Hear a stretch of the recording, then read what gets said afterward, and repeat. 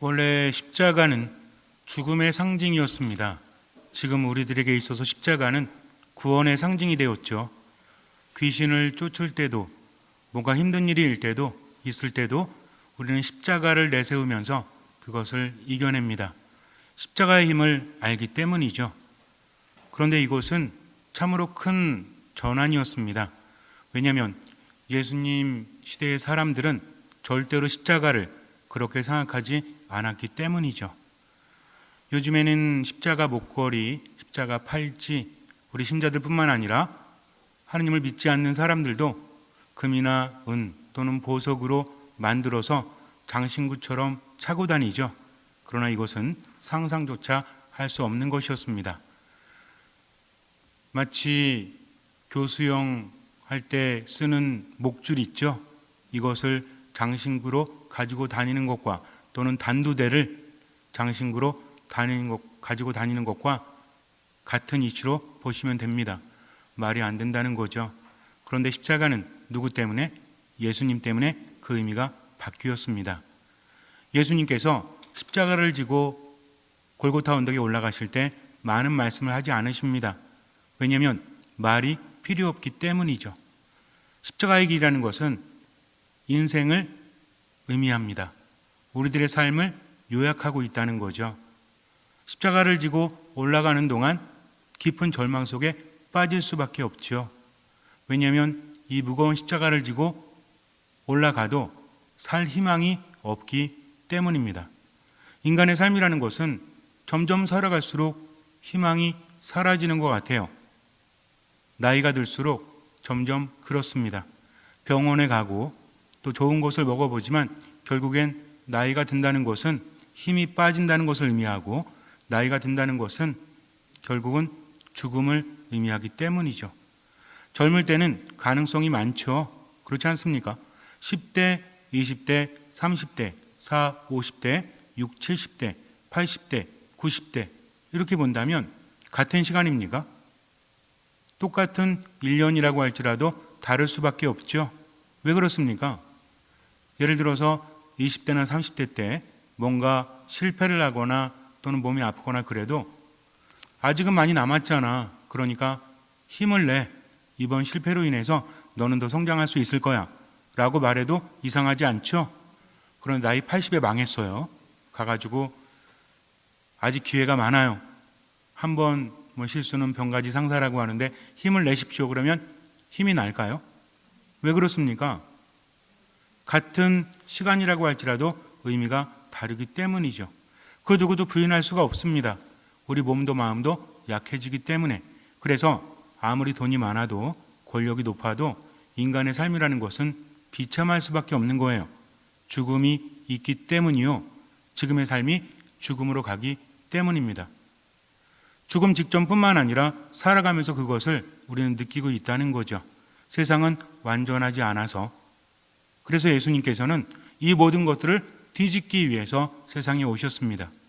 인간의 삶이 비록 육체적으로는 낡아갈지라도, 약해질지라도 희망이 있을 수 있도록 그분께서 오셨다는 거죠. 십자가의 길을 가시면서 우리가 비아 돌로로사라고 하죠. 비탄의 길, 십자가의 길, 한 걸음 한 걸음 올라가면서 어떻습니까? 점점 희망은 사라져요. 끝내 올라가서 당하는 것이 십자가상에서의 죽음이라는 겁니다. 여러 가지 사형 방법이 있지만 십자가형을 당할 때는 일단 채찍을 많이 맞죠. 어떻습니까? 몸에 상처가 생겨요. 채찍에는 여러 가지 종류가 있는데 우리가 보통 파상풍이라고 하죠. 감염된다고 합니다. 채찍에 그런 게 있어요. 일단 피가 나고 상처가 생기면 감염이 됩니다. 얼마나 아플까요? 타고 들어가는 것처럼 아플 수밖에 없죠. 저도 예전에 다른 본당에 있을 때 감염이 한번 돼가지고 병원에 실려간 적이 있었는데 미사 끝나고 나서 미사 때 땀을 엄청나게 흘렸어요. 신자들이 왜 저러시나 그랬는데 감염이 돼가지고 이게 허벅지 쪽에 감염이 돼가지고 팅팅 붓는 겁니다. 이게. 근데 얼마나 아프냐면 순간 살이 터져나가는 것 같아요. 그러니까는 미사할 때도 강복까지 주고 미사가 끝났으니 가서 복음을 전합시다라고 해놓고 저는 꼼짝을 못했어요. 너무나 아파서. 그래서 형님들이 오셔가지고 저를 들고 옮겼습니다. 병원에 갔는데 너무나 아팠어요. 감염이 돼가지고. 근데 십자가형에 처해진 사람은 그런 감염에 걸립니다. 굉장히 뜨겁대요. 타들어가는 것 같아요. 그러면서도 십자가를 지고 올라가야 됩니다. 옆에서 병사들이 어떻게 해요? 채찍질을 하죠. 또 상처가 납니다. 또 감염이 돼요. 정신은 혼미합니다. 한 걸음 한 걸음 너무나 힘들어요. 그렇게 올라가서 결국에는 십자가에 못 박히죠. 십자가에 못 박힌다는 것은 단번에 죽는 것이 아니라 죽을 때까지 탈진됩니다. 굉장히 불편한 자세에서 수십 번, 수백 번, 수천 번 깨어났다가 기절했다가 깨어났다가 반복한다고 합니다. 아직도 안 죽었어요. 비참하게 절망 속에서 떨다가 죽음을 맞이합니다. 그래서 어떻게 합니까? 마지막으로 빨리 죽으라고 무릎을 꺾어주죠. 이거는 배려입니다. 왜? 그렇게 매달려가지고 한 3일 정도 지났을 때 살아나면 살려준대요. 근데 살아나도 살겠습니까? 이미 감염이 돼가지고 지금처럼 병원이 발달한 것도 아니고, 그래서 여러분들 아시겠지만 교수형도요, 당해보진 않았지만 교수형을 하고 난 다음에 살아나면 풀어준다고 하죠. 살아나는 사람이 거의 없지 않습니까? 십자가형이 그랬다는 거죠. 차라리 죽는 게 나아요. 그렇게 며칠 동안 매달려 있다가는 살아도 사는 것이 아니기 때문입니다. 그러니 십자가라는 것은 절망적이죠. 사람들이 보고 있습니다. 혼자서 비참하게 죽어가는데 주변에서 내 죽음을 지켜보고 있다는 거죠. 이것은 어떤 죽음이죠? 굉장히 비참한 죽음일 수밖에 없다는 것입니다. 그게 인간의 삶의 끝이에요. 그런데 그것을 누가 대신하셨습니까? 예수님께서 대신하셨다는 거죠.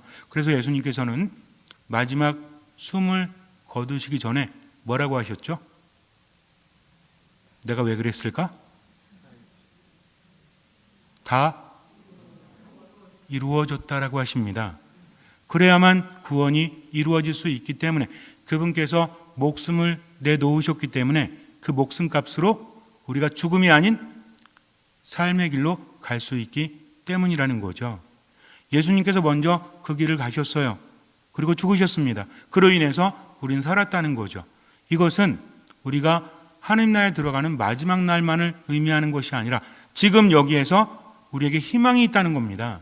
삶의 고통 중에서도 예수님의 십자가로 인해서 죽음이 아닌, 절망이 아닌 희망이 우리와 함께하는 거죠. 그래서 우리는 그분 때문에, 그분과 함께 그분 안에서 그 모든 혜택을 입는다는 겁니다. 재미있는 게 또 있어요. 재미있다고 표현하는 건 진짜 재미있는 게 아니라 뭔가 반대되는 의미가 있기 때문에 그래요. 예수님께서는 십자가에 가시면서 결말 안 하셨다고 했죠. 말할 필요가 없습니다. 이제 목숨을 바쳐서 구원하면 되니까. 그런데 그렇게 말을 하지 않으시는데도 만남이 있었죠. 어떤 만남이 있었습니까? 여러분들이 십자가의 길을 하면서 묵상하지만 베로니카라는 여인을 만나게 됩니다. 이 여인은 다른 사람들이 예수님께 다가가지 못했을 때 어떻게 했어요? 그분께 다가가서 얼굴을 씻겨드렸죠. 결국은 예수님을 도와주려고 했지만 은혜는 그 여인이 입게 됩니다. 그 여인은 이제 성료의 길을 갈 수 있었죠. 예수님을 만났기 때문에 그 다음에 삶이 완전히 바뀌었습니다. 또 누가 있죠? 키레네 사람 시몬이 있습니다. 이 사람은 어떤 사람이었어요? 두 아들과 함께 왔다가 구경하다가 재수가 없어가지고 붙잡힌 거죠. 로마 병사들에게는, 로마 군인들에게는 이스라엘 사람들에게 노역을 부여할 권한이 있습니다. 그래서 어느 정도의 거리는 시킨다는 거죠. 이 사람이 억지로 나와서 할 수밖에 없었던 것은 그런 법이 있었기 때문에 그래요. 십자가를 함께 진다는 것은 치욕적입니다. 지금 우리에게는 구원의 도구지만 당시 사람들에는 어때요? 부정타는 물건이죠. 우리도 그런 거 있잖아요. 여러분들 그 자동차를 중고로 사시는데 어떤 사람이 굉장히 싸게 드릴게요. 그래서 왜 이렇게 쌉니까? 그랬더니 다른 게 아니라 연쇄살인범이 타던 거예요. 근데 얼마 전에 사형당했으니 걱정하지 마세요. 그럼 여러분들은 싸니까 좋겠다 이래요? 웬만하면 안 사겠죠? 왜? 기분이 안 좋잖아. 또 이럽니다. 이 차를 7명이 소유했었는데 1년 사이에 다 죽었어요. 그래서 반에 반값이 드릴게요. 그러면 사십니까? 안 살 거예요. 왜? 기분이 나쁘기 때문입니다. 더군다나 이스라엘 사람들은 부정한 물건을 상당히 싫어합니다. 이방인들의 물건도 싫어한다는 거죠. 십자가는 바로 로마의 처형 방식이었기 때문에 그것을 함께 진다는 것은 기분이 나쁜 거죠. 억지로 지게 됩니다. 그러나 그 십자가를 지고 가면서 누구를 만난 거예요? 예수님을 만났죠. 구체적으로 성경에 기록되어 있지는 않지만 함께 십자가를 메고 가면서 그는 무엇을 느꼈을까요? 처음에는 억지로 했지만 예수님과 함께 하면서 큰 감동을 느꼈을 겁니다. 나중에는 억지로가 아니라 기꺼이 십자가를 졌겠죠. 그래서 그의 두 아들도 그리고 그의 부인도 그리스도교 신자가 됩니다. 사도행전을 보면 알 수가 있듯이, 그리고 바오로 서관에서도 나오고 있듯이 나중에 성인의 길을 갔다는 거죠. 처음에는 억지로 했지만 예수님과의 만남을 통해서 그는 하느님의 가족이 되고 성인이 되었습니다. 또 십자가 위에서 만난 사람이 있죠. 얼마 전에 제가 말씀을 드렸지만 강도들이 있었습니다. 이 사람들은 마땅히 십자가형을 받아서 죽는 존재들이었어요. 그런데 한 사람은 어떻게 합니까? 예수님을 저주했죠. 그런데 또 한 사람은 어떻게 했어요? 우리야 죄가 있지만 저분이야말로 무슨 죄가 있단 말이냐. 예수님에 대해서 이야기를 들었겠죠. 그리고 예수님은 직접 봅니다. 그리고 마지막으로 한마디 하죠. 당신 나라에 들어가실 때 저를 꼭 기억해 주십시오. 그랬더니 예수님께서 말씀을 하십니다. 조용했던 그분이 말씀을 하셨다는 거죠. 뭐라고 하십니까? 정령 내가 오늘 나와 함께 낙원에 들어갈 것이다 라고 말씀하십니다. 이건요 엄청난 반전이라는 거죠. 죽음을 향해서 가고 있던 예수님께서 낙원을 말씀하십니다. 베로니카도 예수님을 도와드리려고 나섰지만 베로니카는 하느님을 만나요. 구원을 얻습니다. 시메온도 예수님을 도와주기 위해서 십자가를 졌지만 억지로 졌지만 나중에는 오히려 하느님께 구원을 받았다는 거죠. 그 만남을 통해서 인생이 바뀌기 시작합니다. 최고의 행운아는 누구였어요? 우도라고 하죠. 강도라고 하잖아요. 우도. 오른쪽에 있는 강도, 도둑, 왼쪽에 있는 좌도. 근데 누구라고 합니까? 우도는 구원받았고 좌도는 예수님 저주하다가 구원받지 못했다는 거죠. 왜 우도 좌도일까요? 글쎄요. 저도 본 적이 없어서 모르겠는데 보통 우리가 오른쪽을 바른 쪽이라고 하죠. 이런 전승이 있기 때문에 그렇습니다. 나중에 천국 가시면 한번 물어보세요. 왼쪽에 있었는지 오른쪽에 있었는지. 안타까운 것은 마지막 죽음의 순간에 예수님을 알아봤느냐 알아보지 못했냐에 따라서 운명이 갈렸다는 겁니다. 또 한 사람이 있죠. 백인 대장이 있습니다. 예수님의 옆구리를 창으로 찔렀죠. 그런데 거기에서 물과 피가 흘러나왔습니다. 깜짝 놀라죠? 뭐라고 합니까? 이분이야말로 하느님의 아드님이셨구나 라고 고백을 합니다. 백인 대장이었어요. 로마 군인이었습니다. 예수님을 옆에서 지켜보면서 여러 가지 이야기를 들었겠죠. 기적을 행하신 분, 좋은 말씀을 하신 분. 근데 왜 이렇게 무력하게 고통당하지? 의문이 없었겠습니까? 있었다는 거죠. 아니 이해할 수가 없어요. 로마인으로서는 절대로 이해할 수 없습니다. 어떻게 신이라는 사람이, 그렇게 기적을 행한 사람이 이렇게 무기력하게 죽을 수 있단 말인가. 그러나 예수님 옆에서 지켜보면서 마음속에서 변화가 일어났을 거예요. 그래서 그런 고백을 한 것입니다. 전승에 의하면 예수님의 옆구리를 찔렀을 때 피와 물이 나오죠. 그 피가 창을 타고 그의 눈에 들어갔다고 합니다. 이 사람이 나이가 들수록 눈이 점점 멀어갔대요. 그런데 거기에서 나온 피가 눈에 들어가자마자 눈이 밝아졌다고 합니다. 그래서 예수님을 믿고 사도들의 제자가 되어서 나중에 복음을 전하는데 엄청나게 강론을 잘했대요. 그가 말하면 사람들이 예수님을 믿었다고 합니다. 그래서 이제 이방인 지도자들이 안 되겠다, 이방인 왕들이 안 되겠다라고 해가지고 이빨이랑 혀를 뽑아버렸대요. 그래도 말을 했다고 합니다. 복음을 전했다는 거죠. 그러면서 신상들을 때려부시면서 이것들이 무슨 신이냐, 신은 하느님뿐이 없다라고 혀가 뽑힌 상태에서, 이가 뽑힌 상태에서도 말을 했다고 합니다. 그래서 죽음을 맞이하고 성인이 되었다는 거죠. 제가 여러분께 드리고 싶은 말씀은 그거예요. 그렇다면 왜 이런 만남을 통해서 구원받았고 또 어떤 사람들은 하느님을 알아보지 못했는가? 알아보지 못한 사람들이 누가 있죠? 대사제들이 알아보지 못합니다. 그리고 유다인들이 알아보지 못하고 오히려 하느님을 죽이라고 했죠. 왜 그랬습니까? 그들은 많은 것을 알고 있었어요. 그럼에도 불구하고 자신들이 가진 것을 잃지 않기 위해서 시기심, 질투, 마음에 들지 않음, 결국 그런 것들이 무엇으로 이어집니까? 적대감으로 이어졌다는 거죠. 제가 여러분과 함께 나누고 싶은 묵상거리는 그거예요. 어찌되었든지 간에 예수님을 알아보지 못한 사람들은 알고 있음에도 불구하고 어디에 불타올랐죠? 적대감에 불타올랐습니다. 그러나 예수님을 알아본 사람들은 어땠어요? 그냥 예수님이 안쓰러워서 또는 억지로 십자가를 지고 마지막에도 그랬지만 결국 예수님을 알아보고 그분을 만났다. 그러나 두 강도 중에서 한 사람은 예수님께 의탁했지만 한 사람은 뭘 가지고 있었죠?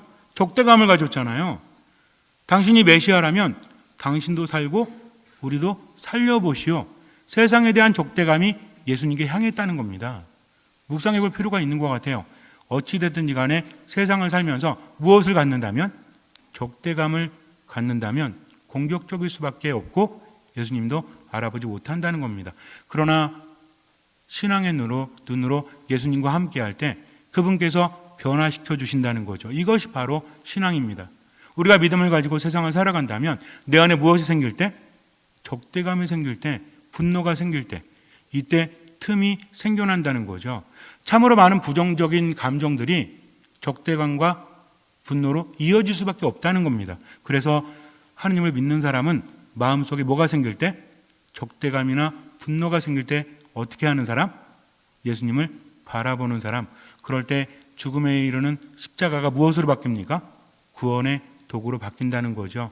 그러나 그렇지 않으면 분노의 노예가 돼서 적대감의 노예가 돼서 죽음으로 갈 수밖에 없어요. 마지막 기회일지도 모릅니다. 우리가 성금요일을 보내면서 정말 그래요. 예수님 어디서 만날 수 있죠? 그렇다면 골고타 가가지고 예수님 십자가 지고 가실 옆에서 기다려야 돼요? 아니죠. 어디에서? 이 거룩한 미사 안에서. 미사는 시공을 초월해서 어디 있다고 그랬어요? 십자가 아래에 있다고 했습니다. 내가 미사를 통해서 하나님을 만난다면 내 삶을 통해서도 만날 수 있다는 거죠. 한번 여러분들 이번 성주간 보내면서 생각해 보세요. 나는 가족들에게 또는 다른 사람들에게 적대감을 가지고 있는가? 아니면 귀를 기울이면서 예수님을 알아보고 있는가? 묵상해 봐야 합니다. 큰 게 아니에요. 작은 일 하나 때문에 구원받을 수도 있고 예수님을 알아보지 못할 수도 있음을 분명히 묵상해야 됩니다. 잠시 눈을 감으세요. 인생이라는 것은 힘들 수밖에 없죠. 그러나 예수님께서는 그 힘겨움을, 죽음을 생명으로 바꾸어 놓으셨습니다. 십자가 자체가 대단해서가 아니라 십자가에 계신 예수님께서 구원자시기 때문에 우리를 위해서 대신 희생되셨기 때문에 우리 희망을 가지고 지금을 살아가는 거죠. 그러니 귀를 기울이십시오. 주님을 따라가야 됩니다. 예수님을 알아봐야 됩니다. 힘들고 괴로울 때 절망에 빠져들지 말고 주님을 바라보면서 모든 것을 맡기십시오. 그분을 신뢰하면서 최선을 다하십시오. 그리고 혹시라도 내 마음속에 적대감이 생긴다면 그로 인해서 마음이 어두워져서 예수님을 알아보지 못할 수도 있다는 것을 명심하십시오. 그래서 겸손되이 기도하세요. 주님, 제가 부정적인 감정에 분노합니다. 적대감을 갖습니다. 그래서 예수님을 십자가에 못 박으라고 외초되는 군중처럼 되지 않도록 저와 함께 하십시오 하면서 겸손되이 기도하십시오. 주님께서는 그 믿음을 보시고 우리 삶에 놀라운 기적을 일으켜 주실 것입니다.